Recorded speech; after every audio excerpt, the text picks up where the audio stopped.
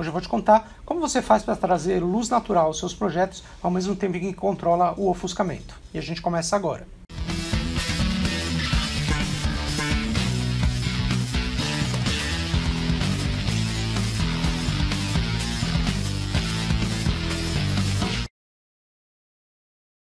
Olá, eu sou Marcelo Nudel, fundador e diretor da CA2 Consultores. E se você concorda que conhecimentos em sustentabilidade e conforto ambiental são requisitos básicos para qualquer arquiteto e engenheiro nos dias atuais, não deixa de se inscrever no canal e ativar as notificações, porque eu publico vídeos constantemente aqui no canal sobre sustentabilidade e conforto ambiental.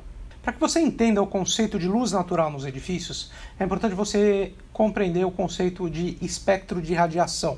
Vocês estão vendo aqui, então, é mais ou menos o espectro de radiação que incide sobre o nosso planeta. A gente tem, vindo do espaço, muitos tipos de radiação, né? Esses tipos de radiação são diferenciados pelo seu comprimento de onda. Então a gente tem lá na parte do espectro de radiação de onda muito curta, nós temos aqui a radiação de raio-x, por exemplo, né? Ela tem ali até um comprimento de onda de até 10 nanômetros.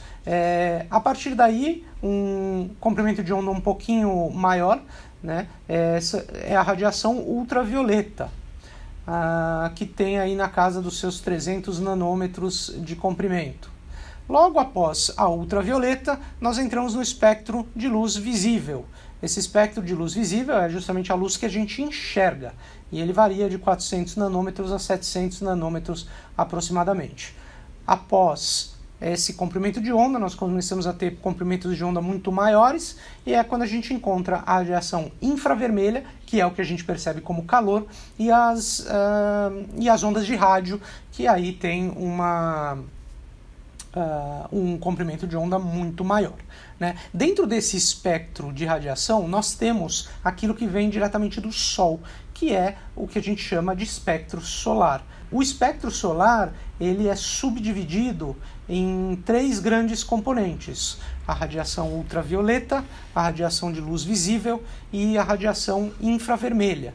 A radiação ultravioleta, por sua vez, subdividida em UVC, UVB e UVA, justamente é aquele tipo de radiação que danifica a pele, causa câncer e danifica móveis e tecidos, né, quando tem contato direto.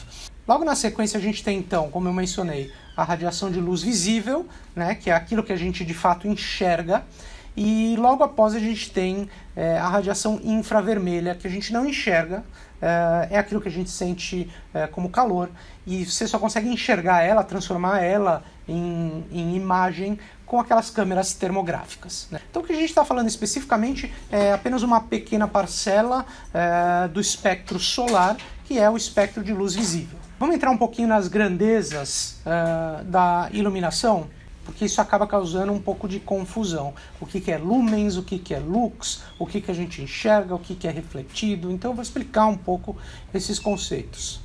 O que a gente mede em lumens é o fluxo luminoso. O fluxo luminoso é a quantidade de luz emitida por uma fonte ou por um ponto luminoso.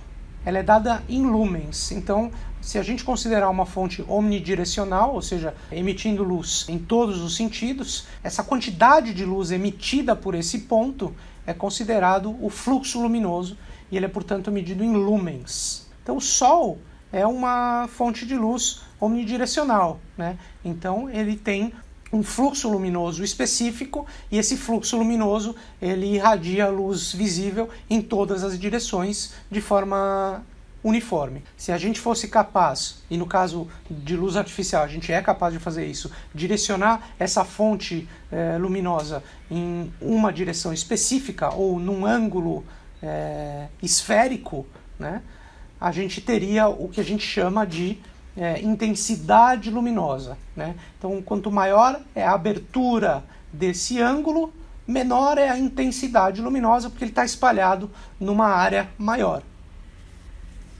Então, a intensidade luminosa, que é dada em candelas, ela é o fluxo luminoso para uma determinada direção.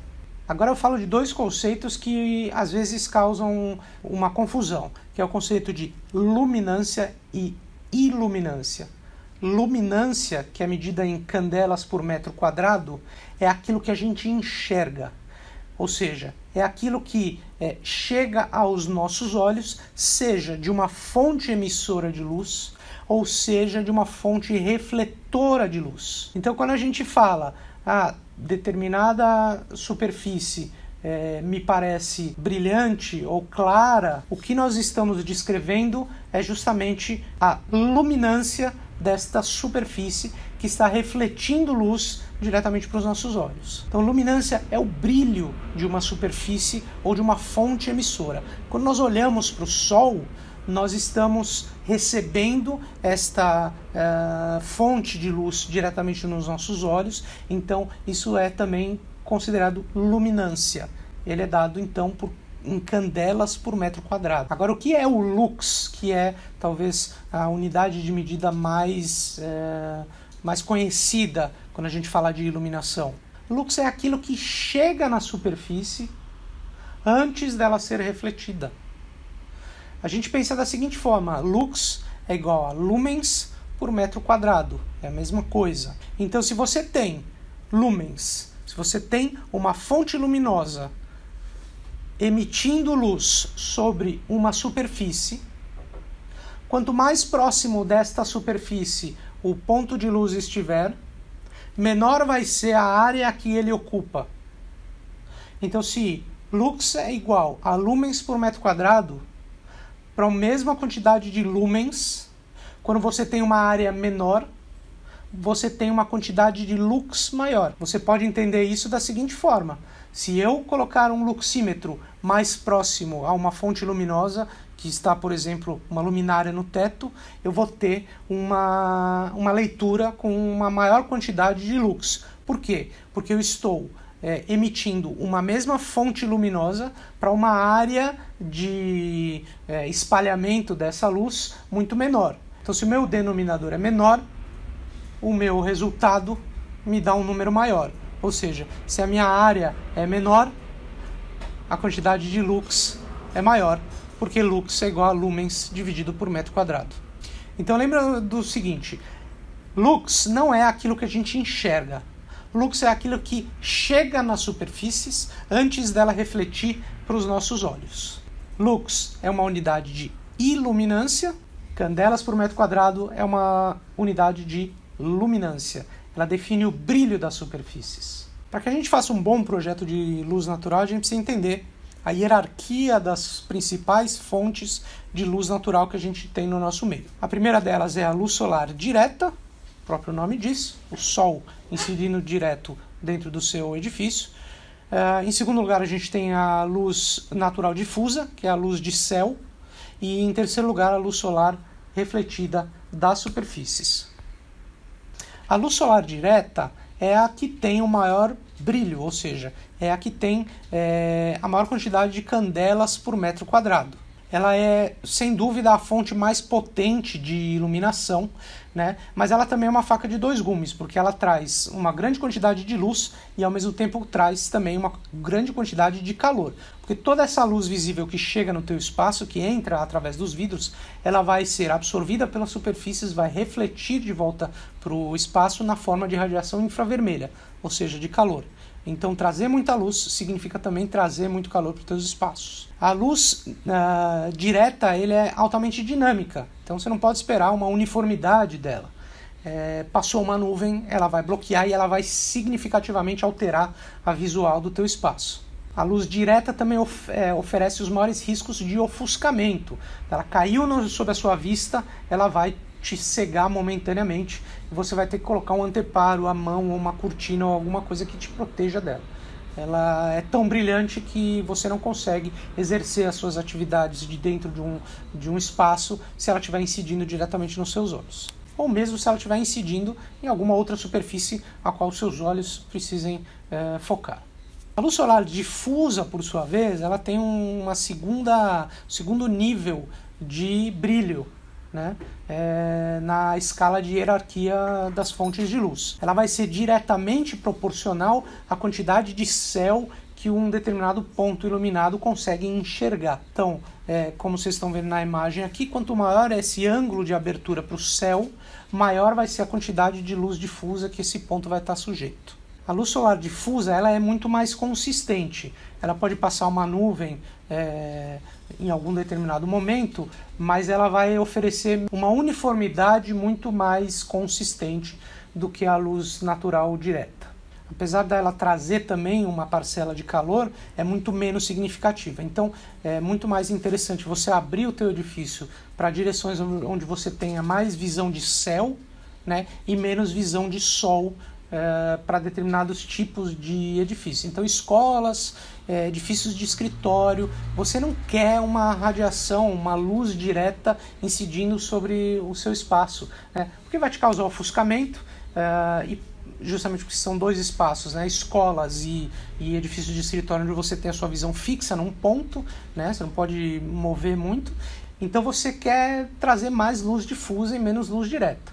Em alguns outros locais, como hospitais, por exemplo, ou residência, que você quer um ambiente mais saudável, um ambiente que possa te oferecer um certo aquecimento passivo, aí você pode priorizar a luz direta. No caso da luz direta, você não consegue controlar o ofuscamento com um vidro mais escuro, ou seja, com um vidro de transmitância luminosa menor.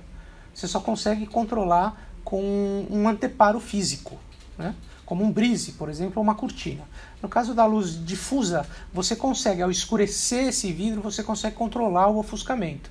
Então, quando você diminui a transmitância luminosa, que é a porcentagem de luz que passa para dentro dos espaços, quando você mexe, diminui na transmitância luminosa do teu vidro, você consegue controlar o ofuscamento. E no terceiro nível de hierarquia de luz natural, a gente tem a luz refletida. Quanto mais claras as superfícies, mais luz vai ser refletida ao redor do teu espaço. E a gente não deve nunca subestimar o poder que tem a luz refletida, porque existem alguns pontos dentro dos edifícios que não recebem nem luz direta nem luz difusa. Então, esses pontos vão contar com a reflexão das superfícies do ambiente para receber um pouco de luz minimamente. Nesse exemplo aqui, a gente vê um determinado ambiente, né, um corte, onde a gente tem, por exemplo, um ponto, né, vamos supor, isso aqui é um átrio, né, digamos de um shopping center, onde você tem aqui um ponto que é iluminado por luz difusa, então ele enxerga uma pequena parcela do céu. Aí você tem um ponto um pouco mais para trás, ele já vai enxergar um pouco menos, então intuitivamente a gente já vai saber que ele é mais escuro. Agora a gente vai um pouco mais para trás, ele vai ser um pouco mais escuro porque ele recebe menos luz difusa, ou seja, ele enxerga menos o céu. E aí até que a gente chega num ponto lá atrás em que ele não tem nenhuma visão de céu. Então a gente pode dizer com toda certeza que esse ponto não vai receber nenhuma luz difusa. Agora, esse ponto não vai ser 100% escuro, ele vai receber alguma iluminação. E essa iluminação vai ser dependente de quão refletivas são as superfícies que circundam esse ponto. Então, aqui nesse caso, se a gente tiver pisos e tetos de cor clara, né, ou paredes de cor clara, a gente vai ter aqui uma reflexão de luz difusa chegando nesse ponto. Diversos exemplos a gente pode dar da importância que tem a luz refletida para pontos que ou você não consegue enxergar o céu, ou então pontos onde você precisa, próximo ao usuário, escurecer esse vidro e trazer luz difusa de alguma maneira, ou você não pode ter, para determinada atividade, uma luz direta incidindo sobre os usuários ou sobre os elementos que os usuários enxergam. Eu mencionei anteriormente a transmitância luminosa. Transmitância luminosa, então, é um fator que informa a quantidade de luz natural que penetra através do vidro. Esse índice que os fabricantes te fornecem é muito importante para saber, então, o quanto de luz um determinado vidro vai trazer para o teu espaço. Para que vocês tenham uma ideia de ordens de grandeza, um vidro monolítico comum de 3 mm vai ter ali aproximadamente uma transmitância luminosa de 92%. Isso significa que de toda a luz visível incidente do lado de fora, 92% vai passar para dentro do teu edifício. No caso de um laminado comum, vidro laminado comum, a gente vai ter aí, ou seja, sem nenhum tipo de cor na massa do vidro, ou sem nenhum tipo de película refletiva, a gente tem uma transmitância luminosa de aproximadamente 78% e, dependendo do caso, se a gente tiver vidros de alto desempenho, de controle solar, ou vidros escurecidos, a gente pode ir até 13%, o que é muito baixo. Tá? A gente costuma ver aí edifícios de escritório na casa dos 20% de transmitância luminosa, ainda assim é muito baixo, né? E esses edifícios eles têm esse nível de transmitância luminosa baixo porque eles precisam controlar muito o calor, né? Então, como a gente não tem mais o costume de usar brises e elementos sombreadores, a gente é obrigado a tratar esse calor ou a refletir esse calor através de um vidro mais escuro, mais refletivo, e isso prejudica muito a luz natural nesses edifícios. Tá? Um vidro insulado comum, ele vai ter uma transmitância luminosa também ali na casa dos 78%, e ele pode ir até tipicamente uns 20%, que é ainda baixo. O ideal é que a gente, para edifícios de escritórios, fique aí na casa dos 30%, eventualmente 40%, considerando a maior parte do território brasileiro que tem uma abundância de luz natural no seu céu.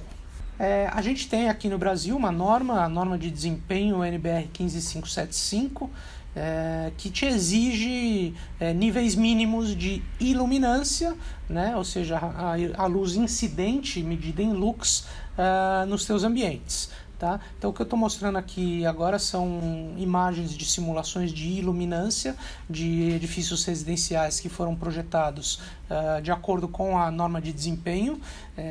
Então essa norma para edifícios residenciais te obriga a simular os edifícios, o que é algo bastante positivo porque te obriga minimamente a pensar na qualidade desses espaços. E se você quiser saber um pouquinho mais só sobre essa parte de iluminação natural para a norma de desempenho, eu estou deixando aqui 2 vídeos, um só sobre a iluminação natural da norma de desempenho, e eu deixo aqui um também sobre desempenho térmico da norma de desempenho, porque as duas estão totalmente relacionadas. Se você gostou desse vídeo, não deixe de compartilhar, deixar o like, comente, eu tiro dúvidas para vocês. E se inscreva no canal, ative as notificações porque eu lanço vídeo o tempo inteiro. Obrigado e até a próxima.